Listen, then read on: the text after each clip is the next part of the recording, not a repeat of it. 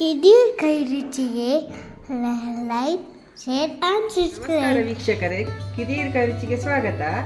ಇಂದಿನ ಕೈ ರುಚಿಯಲ್ಲಿ ನಾನು ಧನುರ್ಮಾಸದ ವಿಶೇಷ ವ್ಯಂಜನವಾಗಿ ಹುಗ್ಗಿ ಮತ್ತು ಹುಣಸೆ ಗೊಜ್ಜು ಮಾಡ್ತಾ ಇದ್ದೇನೆ. ಅದಕ್ಕೆ ಬೇಕಾಗಿರೋ ಸಾಮಗ್ರಿ ಇದರಲ್ಲಿ 1 ಲೋಟ ಹೆಸರು ಬೇಳೆ, ಅಷ್ಟೇ ಸಮಾನಾಗಿ ಅಕ್ಕಿ, ದಪ್ಪಕ್ಕಿ, ಆಮೇಲೆ ದೊಡ್ಡ ಲಿಂಬೆ ಗಾತ್ರದ ಹುಣಸೆ ಹುಳಿ, ಇದರದ್ದು 3 ಪಟ್ಟು ಬೆಲ್ಲ. ಇದರಲ್ಲಿ 1 ಬೌಲ್ ಬೆಲ್ಲ ತಗೊಂಡಿದ್ದೇನೆ. ಮತ್ತೆ ಒಳ್ಳೆ ಮೆಣಸು ಒಂದು 4 ಲವಂಗ ಮತ್ತು 1 ತುಂಡು ಚಕ್ಕೆ. ಆಮೇಲೆ ಒಗ್ಗರಣೆಗೆ ತುಪ್ಪ, ಸಾಸಿವೆ, ಉದ್ದಿನಬೇಳೆ, ಮೆಣಸು, ಕರಿಬೇವಿನ ಎಲೆ, ರುಚಿಗೆ ತಕ್ಕಷ್ಟು ಉಪ್ಪು, ಆಮೇಲೆ ಶುಂಠಿ ಸ್ವಲ್ಪ ಅದನ್ನು ಜಜ್ಜಿ ತಗೊಂಡಿದ್ದೇನೆ, 1 ಹಸಿಮೆಣಸು, ಅರಶಿನ. ಈಗ ಮೊದಲಿಗೆ ಈ ಅಕ್ಕಿ ಮತ್ತು ಹೆಸರು ಬೇಳೆಯನ್ನು ಚೆನ್ನಾಗಿ ತೊಳೆದು ಬೇಯಲು ಇಡ್ತೇನೆ. ಈಗ ಅಕ್ಕಿ ಮತ್ತು ಬೇಳೆಯನ್ನು ಈಗ ತೊಳೆದು ತಂದಿದ್ದೇನೆ. ಅದಕ್ಕೆ ಈಗ ಬೇಯಲು ನೀರು ಹಾಕುವ. ಅದೇ ಅಳತೆ ಲೋಟದಲ್ಲಿ 5 ಲೋಟ ನೀರು ಹಾಕ್ತೇನೆ.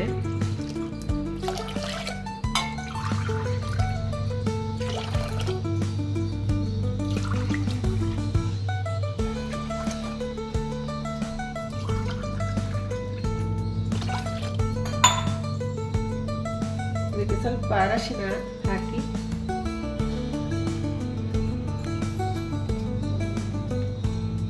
ಸ್ವಲ್ಪ ಅರಶಿನ ಸ್ವಲ್ಪ ಹಾಕಿ ಬೇಯಲು ಬಿಡುವ.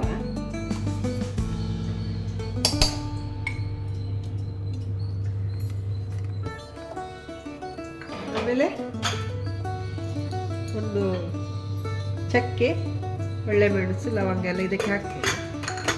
2 ವಿಸಿಲ್ ಕುಕ್ಕರಲ್ಲಿ ಬೇಯಿಸುವ.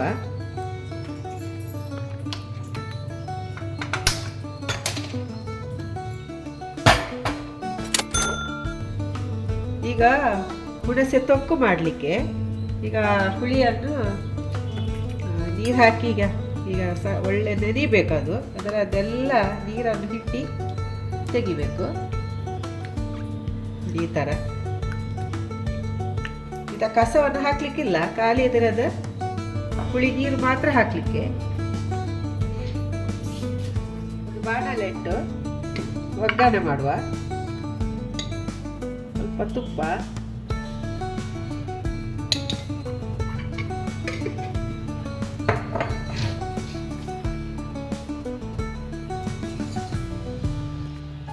ಈಗ ತುಪ್ಪ ಬಿಸಿ ಆದ ಕೂಡಲೇ ಒಗ್ಗರಣೆ ಸಾಮಗ್ರಿ ಹಾಕುವ. ಉದ್ದಿನಬೇಳೆ, ಸಾಸಿವೆ, ಮೆಣಸು,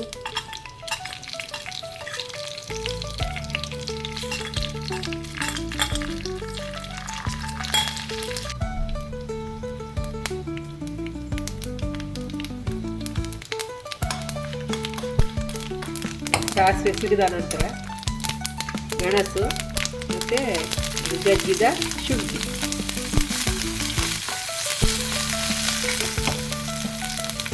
ಹಾಕಿ ಹುಣಸೆ ರಸವನ್ನು ಹಿಂಡಿ ಹುಣಸೆ ತಂದಿದೆ. ಹುಣಸೆ ರಸ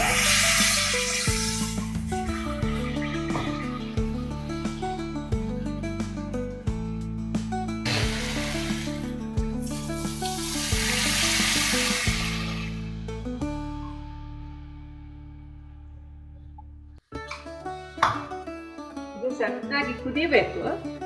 ಒಂದು ಲೋಟದಷ್ಟು ನೀರು ಹಾಕುವ. ತಕ್ಕಷ್ಟು ಉಪ್ಪು,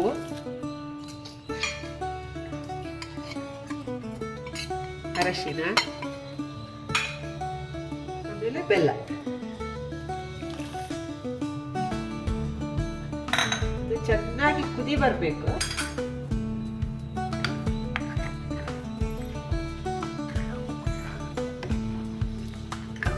10 ನಿಮಿಷ ಹೀಗೆ ಕುದಿಸ್ಬೇಕು. ಈ ಥರ ನೋಡಿ. ಈಗ ಇದು ಕುಕ್ಕರ್ 2 ವಿಸಿಲ್ ಬೇಯಿಸಿದ್ದೇನೆ, ತಣ್ಣಗಾಯಿತು.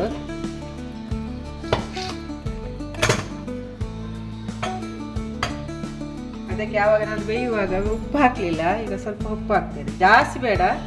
ನಾವು ಅದರಲ್ಲಿ ಗೊಜ್ಜಲ್ಲಿ ಉಪ್ಪು ಎಲ್ಲ ಹಾಕಿರ್ತೇವಲ್ಲ, ಸ್ವಲ್ಪ ರುಚಿಗೆ ಸ್ವಲ್ಪ ಹಾಕಿದರೆ ಸಾಕು.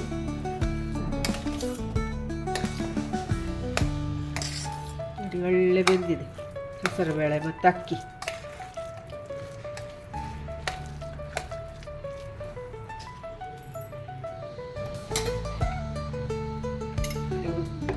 ಗೊಜ್ಜು ಕೂಡ ಒಳ್ಳೆ ಬೆಂದಿದೆ ನೋಡಿ. ಈ ಥರ ಪಾಕ ಬಂದಾಗೆ ಹಾಕ್ಬೇಕು ನೋಡಿ, ಬೆಲ್ಲ ಹುಳಿ ಉಪ್ಪೆಲ್ಲ ಹಾಕಿ. ಈಗ ಆಯ್ತು, ಈಗ ಬಂದ್ ಮಾಡ್ತೇನೆ ನೋಡಿ. ಈಗ ಉಗ್ಗಿ ಆಗಿದೆ. ಉಗ್ಗಿಯ ಮೇಲೆ ಈಗ